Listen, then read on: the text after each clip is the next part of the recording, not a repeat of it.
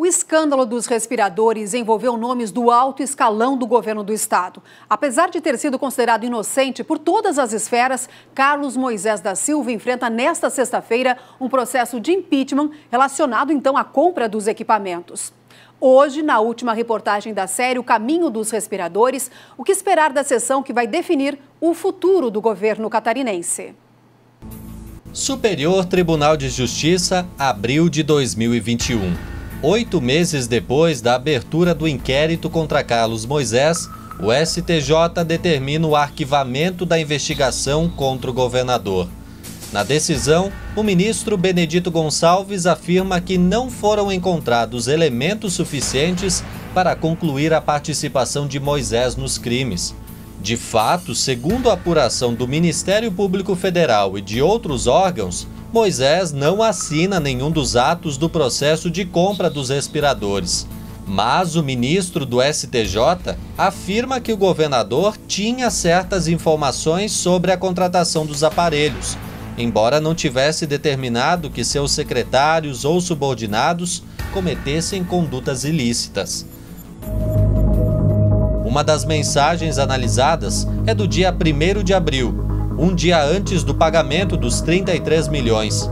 No celular apreendido na residência da agronômica, Moisés pede informações para seu secretário de comunicação sobre o tema das entrevistas que concederia no dia seguinte. Ricardo Dias responde que ao menos 200 respiradores chegariam entre 7 e 30 de abril, datas informadas pela Vegamed. Nas entrevistas, Moisés e Elton Zeferino comentavam a dificuldade de adquirir os aparelhos. Foi necessário fazer uma compra internacional porque nós não tínhamos mais equipamentos. É um volume e um processo de mercado que realmente tem nos assustado bastante. Esse é um dos nossos desafios. Você ser poder público, ter que fazer uma compra por aquisição direta agora, você não tem tempo nem para fazer licitação.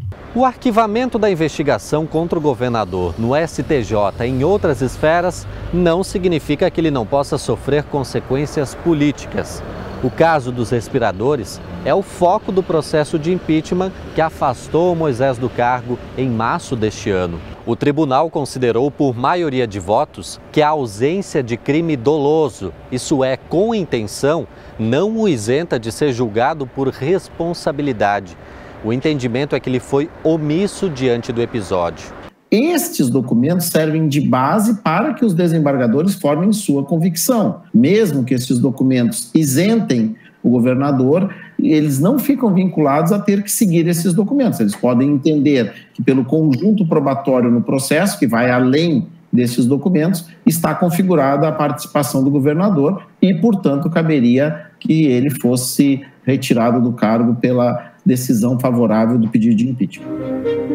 A sessão que afastou o governador revelou 2 linhas de voto entre os desembargadores.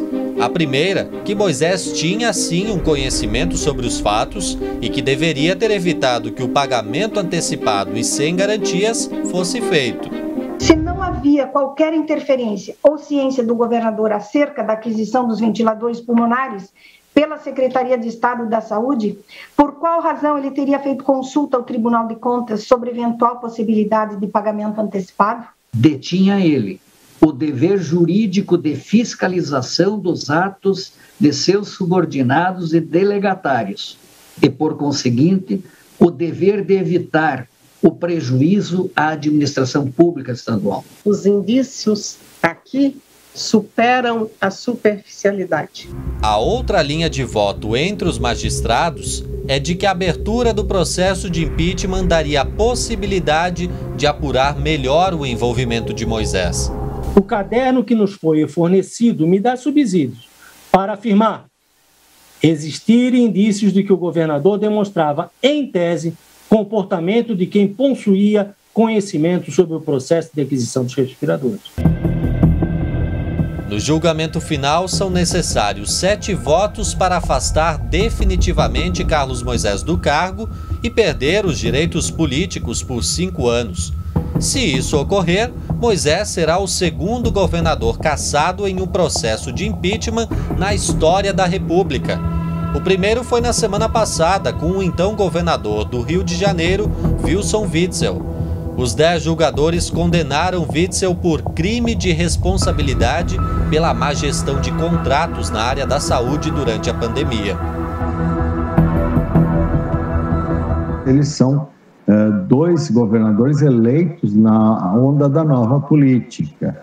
E eles não tinham e não constituíram uma base parlamentar consistente.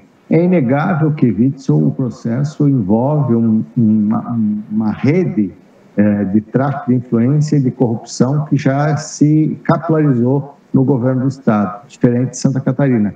Mas Carlos Moisés também foi envolvido num processo bastante rumoroso de omissão de responsabilidades na compra dos respiradores. O julgamento final do impeachment ocorre nesta sexta e será de forma virtual. Novamente um dia decisivo para o Estado e que pode colocar de uma vez um ponto final sobre o envolvimento de Moisés na compra dos equipamentos. Nós entendemos que o processo não tem justa causa, isso a gente defendeu desde o começo, sempre foi a tese do governo, que foi sendo corroborada com as investigações posteriores, né? Certamente alguém cometeu um erro, né? O importante, como eu falei no início aqui, é saber exatamente onde está esse erro, apurar e responsabilizar. Mas a expectativa nossa em relação ao processo político é pelo arquivamento.